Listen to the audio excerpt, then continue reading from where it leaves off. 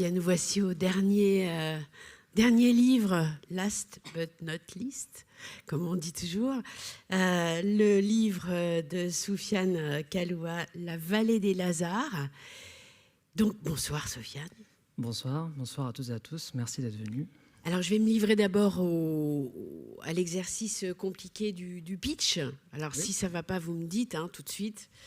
Donc, la vallée des Lazars. Alors, il faut dire la vallée des Lazars, c'est une vallée à la frontière du Maroc, dans laquelle le héros du roman Amir Hayami, qui est un jeune homme de 20 ans, revient après 6 ans d'absence. Alors, Amir est né en France, mais il connaît bien la vallée des Lazars, qui est le berceau, en fait, de sa famille. Et il revient à l'occasion d'un mariage. Jusque-là, tout va bien. Mais cet été-là va être celui de bien des découvertes pour lui. On va le voir tout au long du roman. Des épreuves même, des apprentissages. Il va, entre autres, revoir un cousin qu'il croyait être un héros et le voir d'un tout autre regard. Il va comprendre à la fois mieux la beauté, l'aridité, la vie, de la vie et des traditions de cette vallée magnifique. Et il va rencontrer l'amour, la trahison. C'est donc à la fois un récit initiatique, un roman d'aventure haletant, une histoire d'amour incandescente à la Roméo et Juliette. Est-ce que j'ai oublié quelque chose? Il y a tellement de choses dans votre roman. Je trouve que c'est déjà beaucoup. Merci beaucoup. Non, je trouve que c'est complet, oui. Alors, je vais passer tout de suite à la première question. Alors, déjà, pour vous situer, Soufiane Kaloua, vous êtes professeur de français en région parisienne. C'est votre premier roman. Oui. Et c'est sans doute pas le dernier. C'est une notation personnelle. Comme souvent pour les premiers romans, on suppose qu'il y a un petit peu d'autobiographie, évidemment. En tout cas, l'impression qui se dégage de ce roman, entre autres, parce que comme je le disais, il y a énormément de thèmes et de domaines qui sont traités, mais c'est quand même ce qui se dégage, une volonté d'expliquer au plus près, au plus intime, à mon avis, de la sensation, la complexité d'appartenir à deux cultures, et particulièrement cette obligation qu'il y a de s'adapter en permanence, s'adapter dans le pays où on vit, et dans le pays où on va, quand on revient à celui des origines de sa famille. Alors on ne sait pas si c'est une richesse ou une douleur. Je pense que c'est les deux. C'est une douleur parce que ça demande un travail, ça demande un travail sans cesse répété, parce que le narrateur donc va dans cet endroit tous les étés lorsqu'il est adolescent, jusqu'à ses 15 ans, et ensuite il y retourne.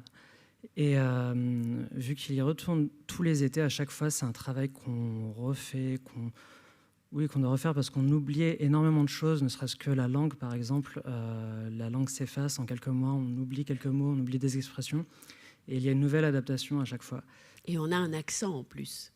Oui, et en fait, il y a, avec la langue, tout vient, en fait. L'accent vient, la manière de penser vient. La manière de penser change avec la langue, en fait.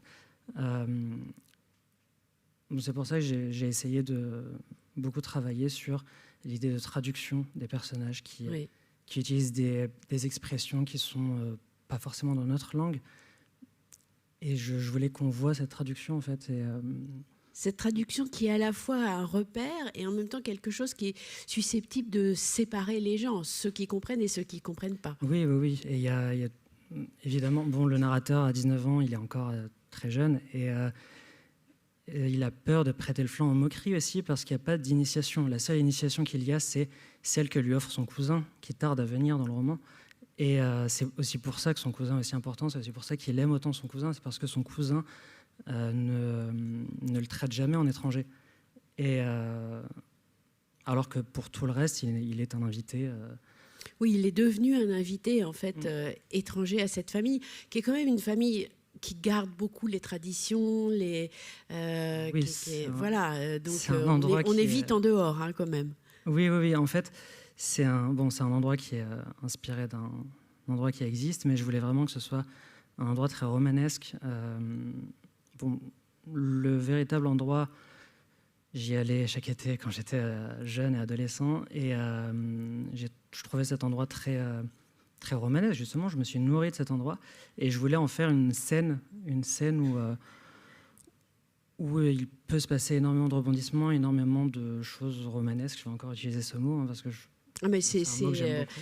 c'est exactement l'impression qui se dégage quand on lit le roman. C'est un roman romanesque, un roman d'aventure. Ouais. Et cet endroit, bon, vous l'avez dit, c'est la frontière entre le Maroc et l'Algérie. Et c'est coupé. C'est une sorte de no man's land. C'est une vallée coupée du reste du pays. Il faut le décrire un peu parce que vous faites des descriptions extraordinairement belles. Ce qui est difficile, l'exercice de la description de paysage n'est pas facile. Et quand on vous lit, on sent les odeurs. Alors, pour la description, j'ai utilisé des points de vue. En fait, c'est une méthode. J'ai utilisé des points de vue. Ça permettait de mieux voir la vallée. J'ai piqué une expression à mon père aussi. Je parlais de traduction tout à l'heure. L'expression dans le texte, c'est le personnage surplombe la vallée. Il est dans un point en hauteur, un point de vue en hauteur, et il dit que on peut étendre nos yeux comme on étend nos jambes après une longue journée de travail. Il y a le même bien-être à étendre ses yeux en regardant à l'horizon. Et bon, c'est une expression que j'ai piquée à mon père et qui est, pour le coup, qui est pas en français à l'origine. Mais c'est une expression courante en arabe. Ah non, c'est juste la poésie de mon père. Et je l'ai traduite et je trouvais que ça fonctionnait parfaitement parce que ça donne une sensation, oui, c'est une sensation de voir. Oui, mais c'est ça, on comprend très bien. Effectivement, cette sensation, ce plaisir qu'on a à découvrir un paysage vaste et varié en même temps. Oui, c'est montagneux, c'est rocheux. Il y a de la végétation et bon, j'ai aimé énumérer des noms d'arbres qui peuvent faire rêver un peu.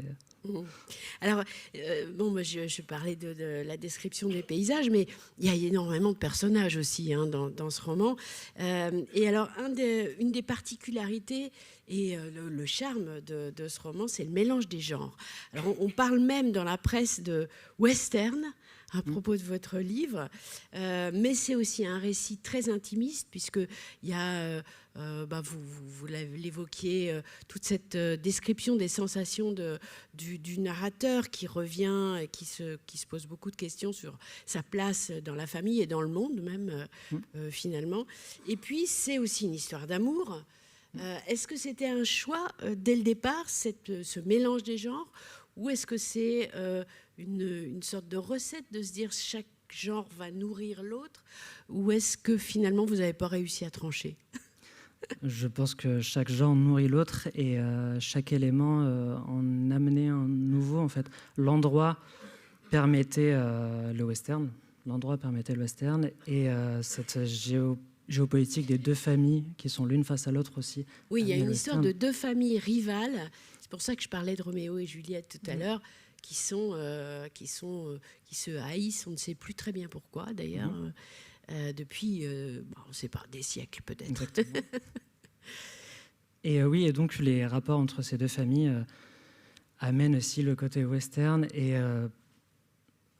sachant que le narrateur a 19 ans, je voulais parler d'une histoire d'amour parce qu'il a 19 ans et parce que c'est un endroit aussi où le mariage est très important. C'est un roman familial aussi, et les familles, il y a, comment dire, deux choses importantes dans les familles, les mariages et les naissances, trois choses, les mariages, les naissances et les morts. Et les morts, oui. Il y a aussi une histoire de mort. Et il fallait, ça vient avec l'histoire de famille. Et donc, avec les thèmes traités, venaient plusieurs éléments comme ça. Alors, parmi ces éléments, justement, et qui sont au cœur de ces éléments, ce sont les femmes.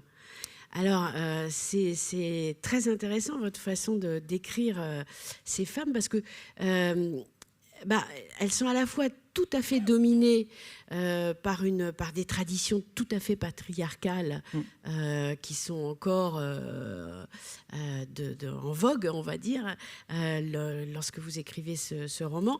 Et en même temps, elles sont très puissantes, ces femmes.